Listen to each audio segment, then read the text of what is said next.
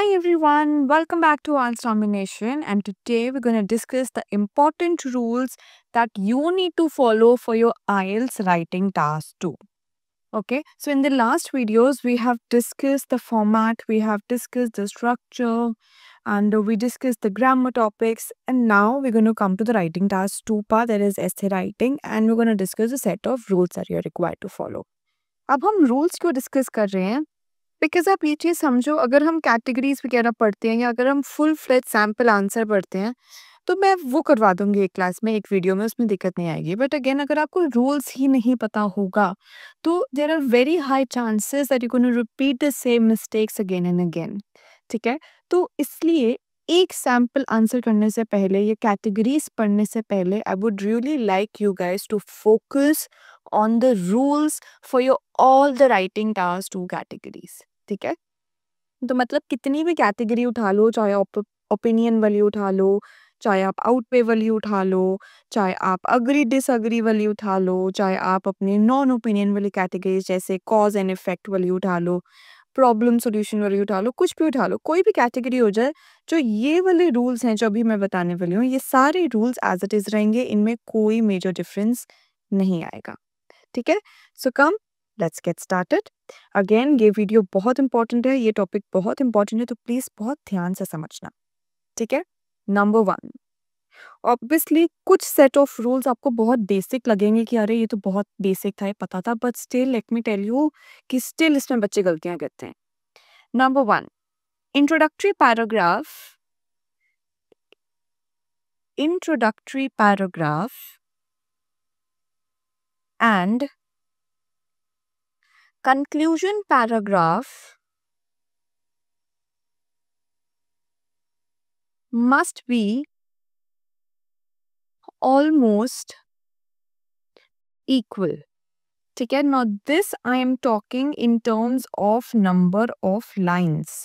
ठीक है? ये आपकी मैं लाइंस की टर्म्स में बात कर रही हूँ कि अंडरस्टैंड आपके जितने भी ये इंट्रोडक्टरी पैराग्राफ या कंक्लूजन पैराग्राफ रहते हैं, सारे आपके ऐसे टॉपिक्स में ये जो है ऑलमोस्ट इक्वल होने चाहिए नंबर ऑफ लाइंस के बेसिस पे। एज इन सपोज अगर आपका इंट्रोडक्टरी पैराग्राफ 5 लाइंस का है, तो आप ट्राई करेंगे कि जो आपका कंक्लूजन पैराग्राफ भी है वो भी ऑलमोस्ट 5 to 6 लाइंस का हो। अगेन वर्ड बाय वर्ड एकदम सेम नहीं होना चाहिए, मैं वो नहीं कह रही, but should be approximately similar. ठीक है?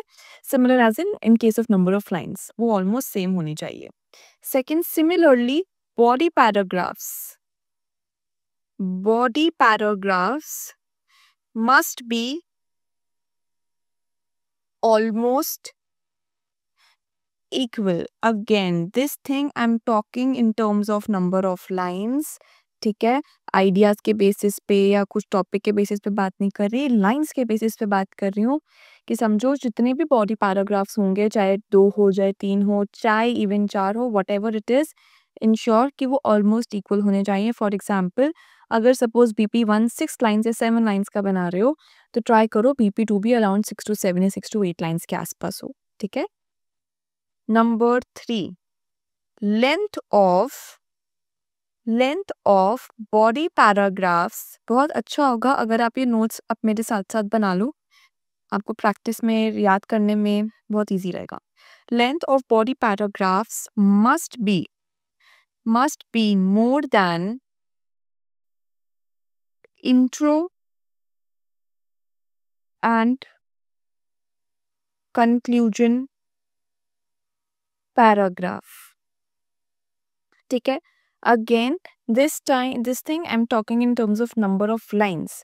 आप ध्यान रखो कि जो आपकी बॉडी पैराग्राफ की जो लेंथ होनी चाहिए वो हमेशा ज़्यादा होती है, किससे? इंट्रो और कंक्लूजन से। वाई? बिकॉज ऑब्वियसली जो बॉडी पैराग्राफ है उसमें मेन आइडियाज जाएंगे, मेन कंटेंट जाएगा, तो ये ना हो कि उसकी लेंथ छोटी हो जाए। एग्जाम्पल देके समझाऊं तो अगर आपका इंट्रोडक्टरी पैराग्राफ 5 लाइंस का है, कंक्लूजन पैराग्राफ 6 लाइंस का है, तो आप ट्राई करेंगे कि जो BP1 और BP2 है वो अप्रॉक्सीमेटली 8 लाइंस के आसपास जाए। ठीक है? Anyways more than 6, not less than 6। Why? Because conclusion हम 6 का सपोज कर रहे हैं। ठीक है? Fourth rule, try to summarize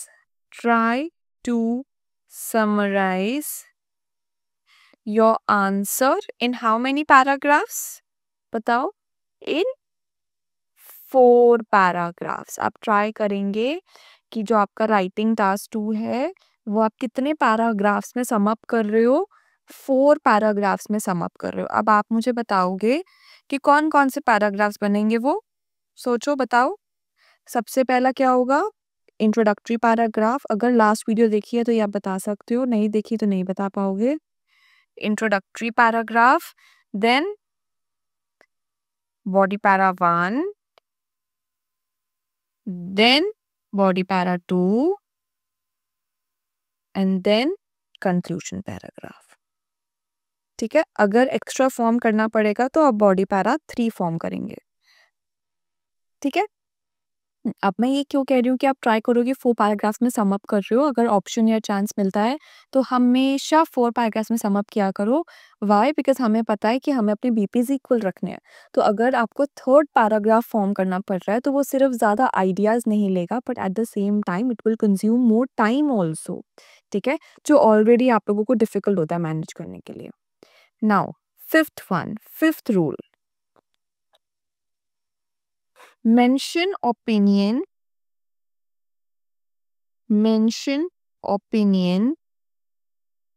only if question is asking for it, only if question is asking for it। आप अपना ओपिनियन तभी मेंशन करेंगे अगर क्वेश्चन में ओपिनियन पूछा जा रहा है। ठीक है, अगर क्वेश्चन में ओपिनियन नहीं पूछा जा रहा है तो हम क्या मेंशन करते हैं? जनरल स्टेटमेंट मेंशन करते हैं। ठीक है, जनरल स्टेटमेंट क्या होती है ये आपको मैंने लास्ट वीडियो में डिस्कस किया था, नहीं पता तो please check out that video. Sixth one, opinion statement always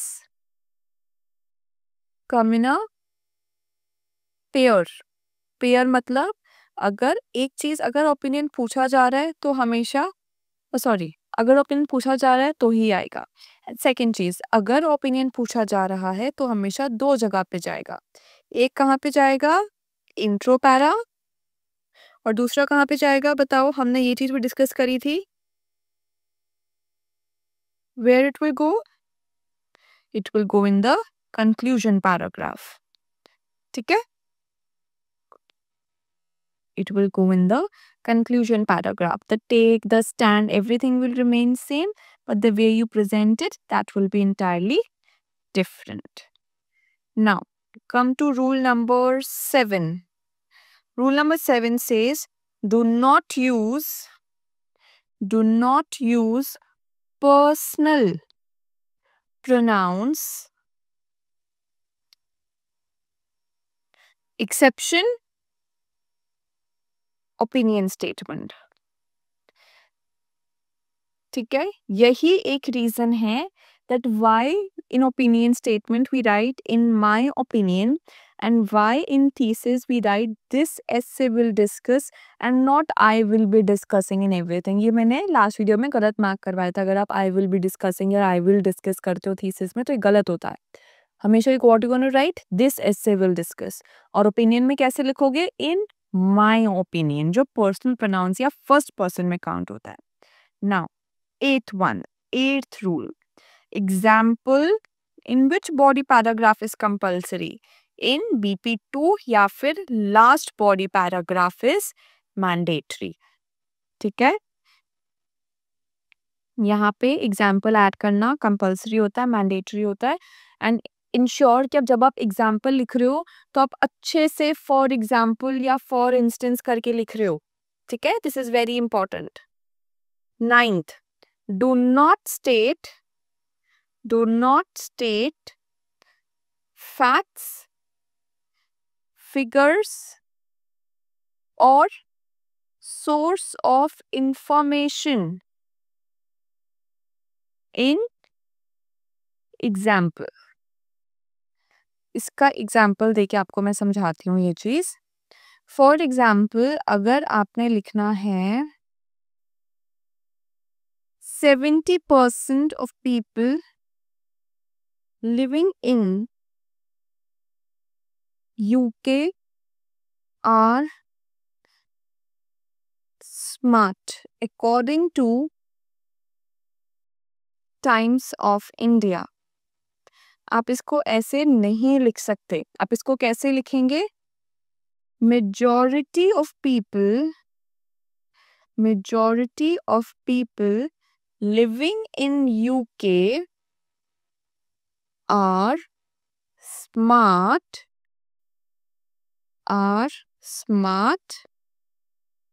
one second according to a leading newspaper. ठीक है, जो टाइम्स ऑफ इंडिया है उसको आप क्या लिखेंगे? लीडिंग न्यूज़पेपर लिखेंगे। Clear? Now 10th rule says do not add any new idea in which paragraph? In conclusion paragraph. This means that whatever you have written in the body paragraphs, you're going to take it, you're going to read it and you're going to write it as a whole. आप उसको ही एक conclusion करके लिखेंगे, कोई new idea add नहीं करेंगे। 11th and very important rule, discuss only one aspect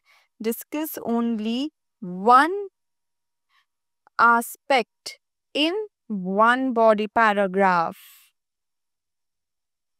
यही rule है जो डिटरमाइन करेगा कि आप अपने एसे के अंदर कितने पैराग्राफ्स फॉर्म करेंगे। ठीक है, दिस इज द रूल। अगर आपको एक एसे के अंदर ज्यादा 5 या ज्यादा चीजें डिस्कस करनी पड़ रही हैं तो obviously you have to write 3 body paragraphs. ठीक है, एग्जाम्पल देके बताती हूँ। फॉर एग्जाम्पल, अगर आपको डिस्कस करना है एडवांटेजेस डिसएडवांटेजेस, ठीक है, तो आप क्या करेंगे? BP1 में कितनी लिख देंगे? 3 एडवांटेजेस और BP2 में क्या कर देंगे? 2 डिसएडवांटेजेस प्लस ओपिनियन। ये सही फॉर्मेट है। गलत फॉर्मेट क्या होता है? अगर आप करो BP1 में कर दो 2 एडवांटेज प्लस 1 डिसएडवांटेज, ठीक है, और BP2 में क्या कर दो? 2 disadvantage plus 1 advantage. Example, this is wrong. यहाँ पे एग्जामिनर कंफ्यूज ही हो जाएगा कि कौन से बॉडी पैराग्राफ में कौन सा आइडिया डिस्कस कर रहा है and at the same time it will be very difficult for you to elaborate. ठीक है, तो यहाँ पे BP1 में आप एडवांटेजेस लिखेंगे, BP2 में डिसएडवांटेजेस लिखोगे। सारे एडवांटेजेस एक तरफ एंड सारे डिसएडवांटेजेस एक तरफ। वन मोर थिंग, अब सपोज अगर आपने डिस्कस करने हैं प्रॉब्लम्स, ठीक है, एडवांटेजेस एंड डिसएडवांटेजेस, ठीक है, तो आप कैसे करोगे? BP1 में आप लिखोगे प्रॉब्लम्स, BP2 में आप लिखोगे एडवांटेजेस एंड इस केस में आपको BP3 फॉर्म करना ही पड़ेगा डिसएडवांटेजेस का। You have no other option. ठीक है, एज आई टोल्ड यू, अगर आपके पास ऑप्शन बनता है तो please try to summarize your answer in 4 paragraphs. But अगर क्वेश्चन की डिमांड बहुत ज्यादा है, अगर एक ही क्वेश्चन में मल्टीपल क्वेश्चंस पूछे जा रहे हैं, in that case you have to increase the number of paragraphs. All right, now in the next session we're going to understand the categories for your writing task number 2. All right, if you have any doubts, please write in the comment section or you can DM me on Instagram. My username is learn_IELTS_Mehak, where we have a family of 200k plus. And do not forget to subscribe to our YouTube channel. And our contact number is +91 859571791. You can DM us, you can message us, you can call us for the live classes or to access our ebooks. Thank you, and I'll see you in the next one. Bye-bye.